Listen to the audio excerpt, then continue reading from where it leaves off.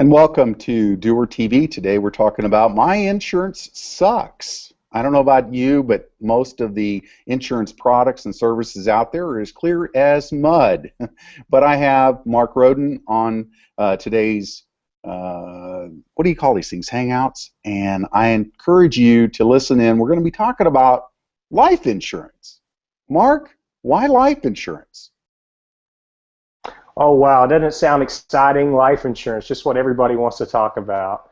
Well, what I'd like to do is just spend, 10 minutes equipping you to know what to ask, just kind of an over 10,000 foot view of life insurance, what it's really for, what the purpose of it. Let's just start there. Life insurance, the object of life insurance is not to die with it, okay? Life insurance purpose is to fill the gap if your financial plan gets cut short, and guess what? You die. So a lot of people, believe it or not, there's a whole industry called final expense, where it's kind of like those people at the post office on April 15th filing their taxes at 11:59.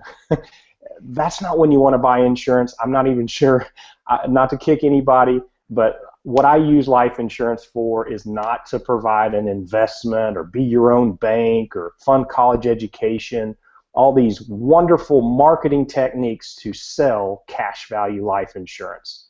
I kind of gave it away. What you want to buy is term life insurance. That's where your best interests lie.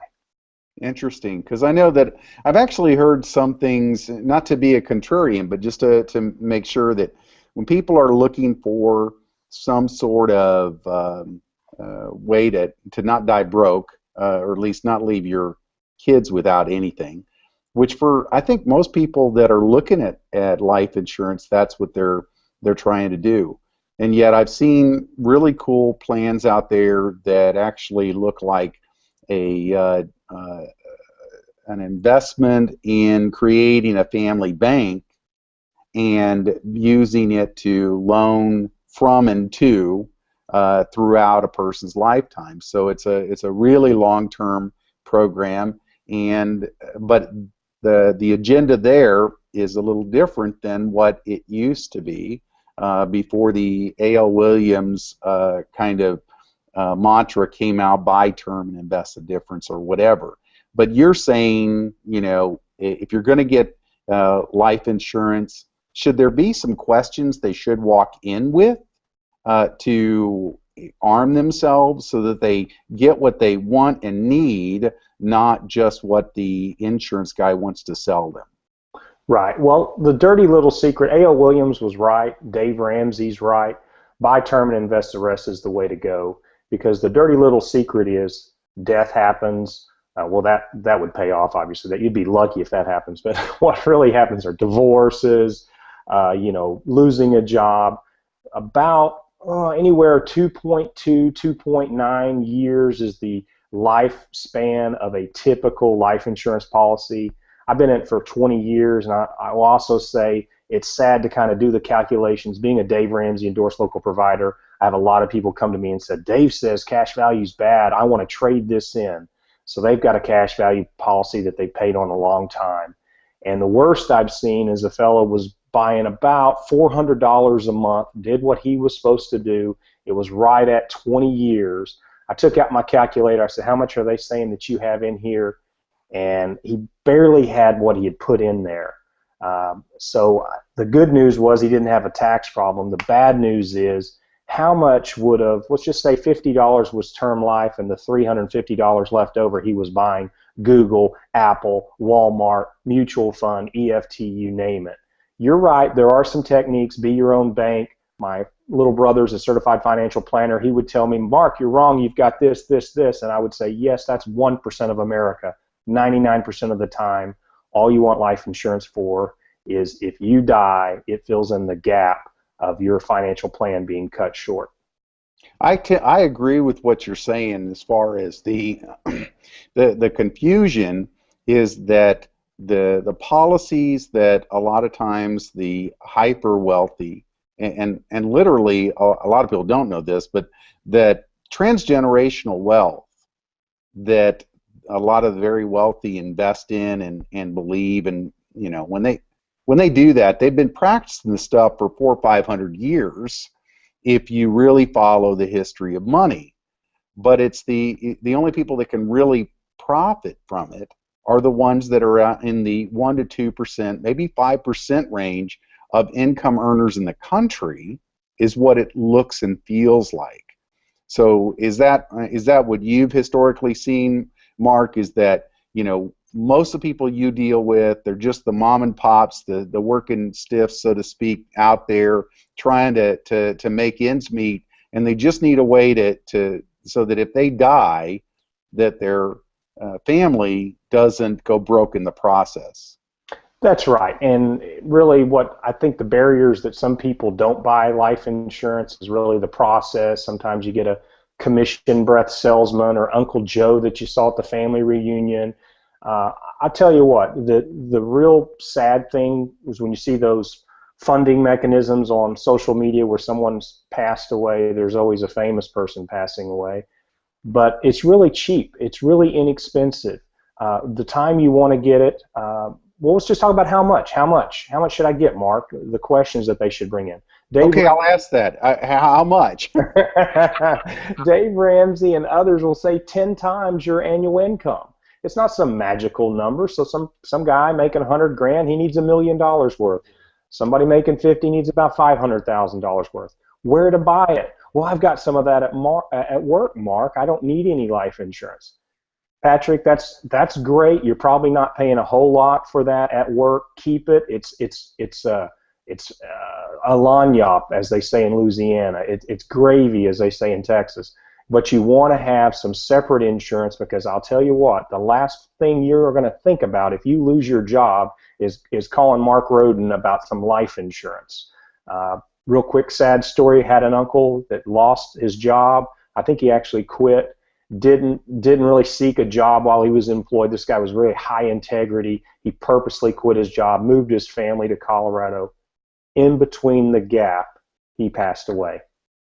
Left 3 kids with nothing.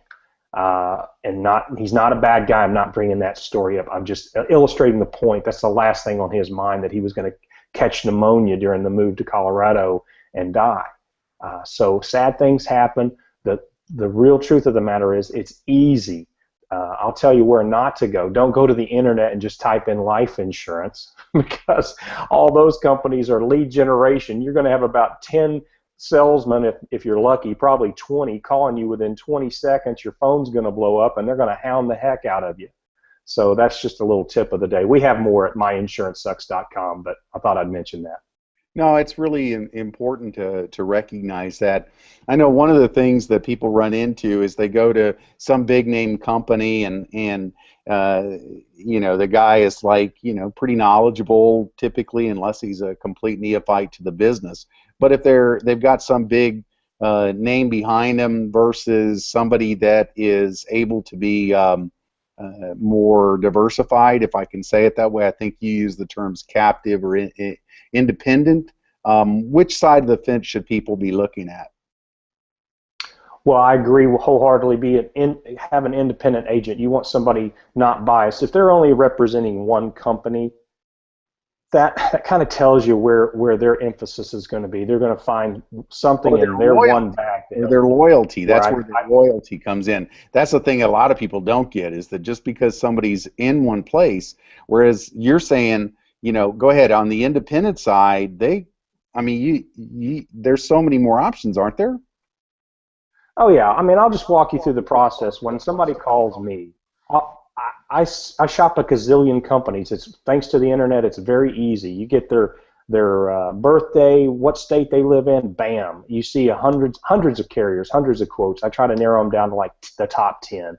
It really is going to boil down to how long they want that length of term to go. Do you want it to go 15 years, 20 years, 30 years? Obviously, the longer, the more expensive. But we can shop it. We can get the absolute best price. And obviously, I don't have cornered the market on this. Many people can do this, but get a human, somebody that you can trust, that is not going to pressure you. You take action when you want to take action, but just get the information. It's really a tragedy for some young person uh, when it happens to leave their family high and dry when it's so cheap. Very good. So when should somebody buy this stuff? Well, most of the time it's when they have a baby, and when they buy a new house is when they start thinking about it. Let me put this thought in your mind. You want to buy it when you're young and healthy. Believe it or not, they don't do DNA testing, but they will ask you the question, are your parents still alive? Do you have any siblings that have passed away? These things can count against you in the underwriting process, so you want to get it when you're young, when you're healthy. There's student loans out there. There's people that have amassed great student loans. It's morbid. I've got a college student. Thankfully, we're not racking up a lot of loans, but if we were, I would get a life insurance policy on her to make sure that her student loans would be taken care of in that process. That's a good idea. I didn't think about that. We've got a couple of boys that are in college now, and it didn't even cross my mind to consider that. I guess the next big thing is what to buy. You said term. You went to that first. Are there better companies than others? Are there any things that we should look for when we're looking at term? I mean, prices and everything. I don't want to save 15% on my life insurance if it's going to end up being a company that's not going to be there in 20 years. That's true. You want to look at the carrier ratings, which Moody's, AM Best, and it's fairly easy to get an A+ rated carrier. That's not a problem. You want to make sure they're not playing games on the underwriting. So there again, when you're talking to a human, they can kind of walk you through that. But yeah, 15, 20-year term. If you're real young, you might look at 30-year term. Guaranteed level. It doesn't go up. So you're not signing a 20-year contract. You're saying you can't raise the rates on me for 20 years. Now, you might win the lottery or have that uncle that passes away and gives you $1 million. Well, fine. Cancel the term life insurance. You're all set. When you die, your estate's going to take care of your family. I will say this, and there's more of this at the website. There's a feature. This is not cash value, but there is a feature. There's a carrier, strong carrier. It's Transamerica. I'll just go ahead and say it, out there with living benefits term. And so that's what they call above ground benefits, or you don't have to die in order to receive, because there's a lot of bad things that can happen, unfortunately. Cancer, stroke, heart attack, ALS, you name it, that you can access the death benefit, and it's not a terminal, it's a critical event. So there are some creative ways, so keep your eyes open for those types of products out there.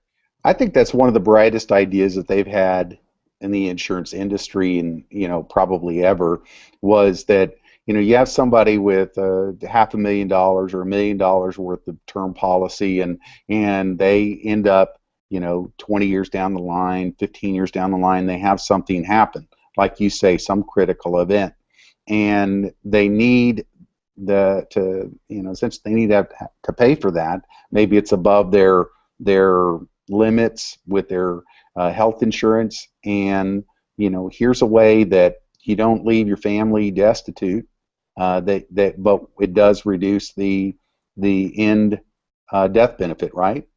That's right. And one thing to look at, I always start, as we said in other programs, how much is it costing me? So if that feature at the end of the day is only cost me $10 a month, or I've seen less than $10 a month to have access to it if I, God forbid, have cancer, stroke, or heart attack, we'll put that in perspective.